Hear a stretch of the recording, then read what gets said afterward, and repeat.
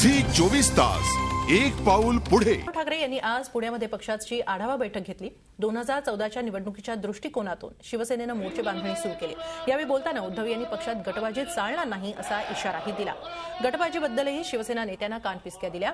त्याचबरोबर बाळासाहेबांच्या अंत्यसंस्काराच्या खर्चाचा वाद क्लेशकारक असल्याचंही त्यांनी म्हटलं। तशी ताकद आजही आहे, नाही याच्यातला भाग नाही, ताकद आजही आहे।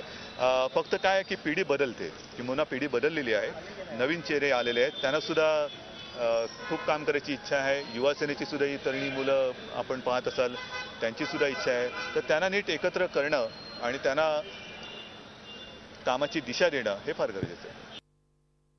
अंत्यसंस्कार हा फार चुकीचं आहे आणि काय होतं, एक त्यांचा मुलगा म्हणून मला खूप ही दुःख देणारी घटना आहे।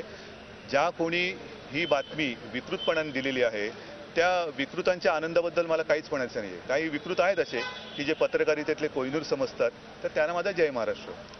त्यातनं ज्याला कोणाला काय समजतं ते समजेल, पण मुळामध्ये ती जी बातमी आली ती जी सरकारने मानवंदना दिली तिच्याबद्दल आणि जो त्यांनी बंदोबस्त लावला होता त्याच्याबद्दल होता। ही जबाबदारी सरकारची होती।